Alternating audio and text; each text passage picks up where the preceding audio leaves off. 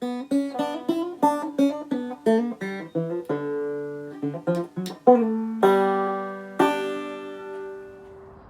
and welcome to this week's edition of Guinea Pigs with Greg. And this week we're at Frenchay Village Hall with the Bristol Cavy Club for their annual show.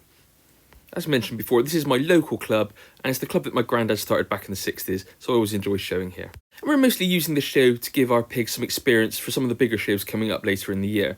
So we're taking this lovely crested sow.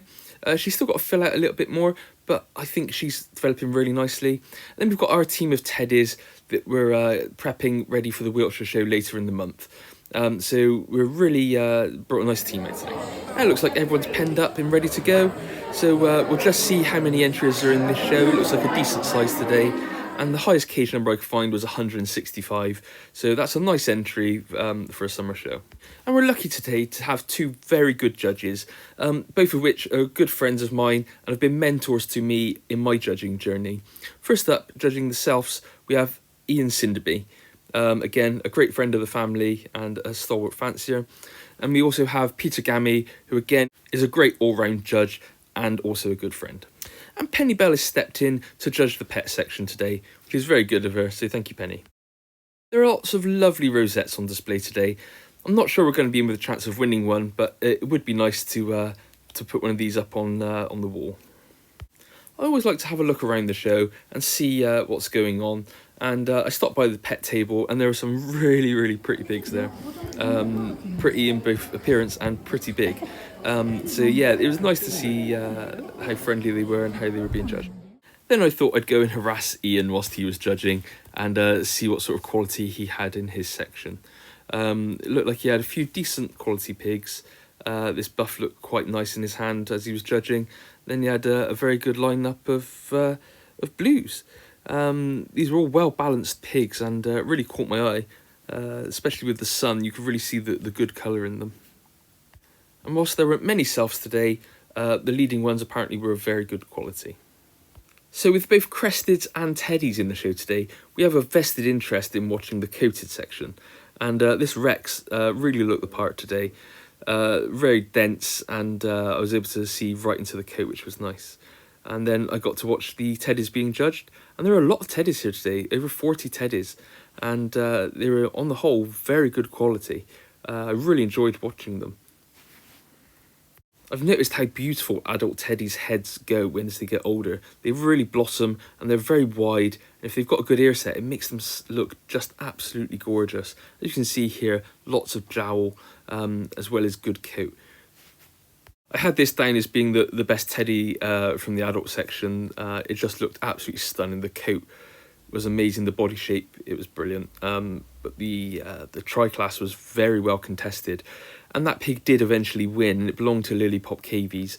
And I have to say, I think it's quite a well-known cavie now, and it's won quite a few big awards and many teddy shows.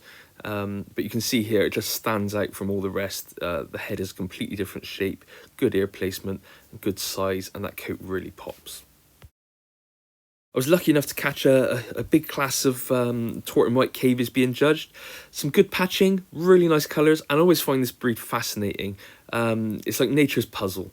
They're fantastic, and there's some near misses all the time, but these are quite good quality.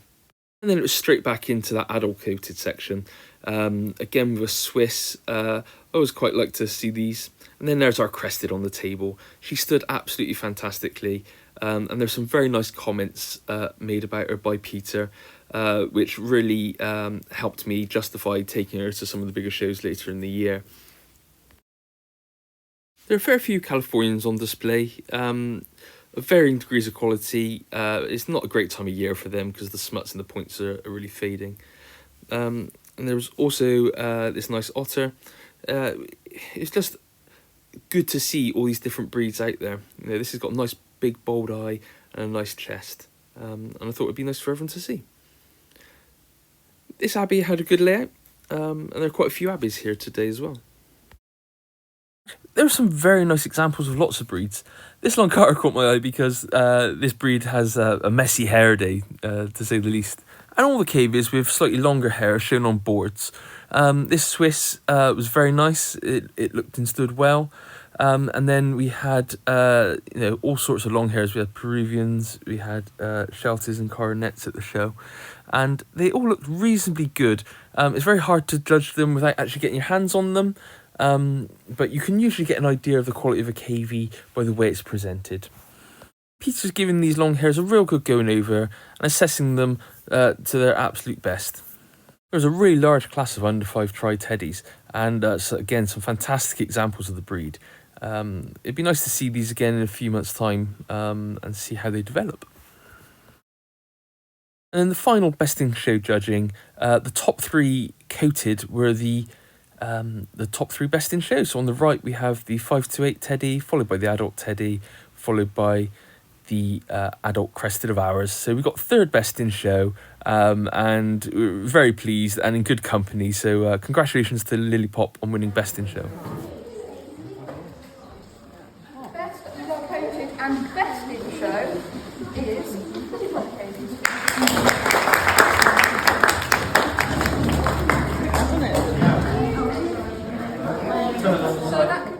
Well, I hope you enjoyed this video, and as always, I'll see you in the next one. True, bye.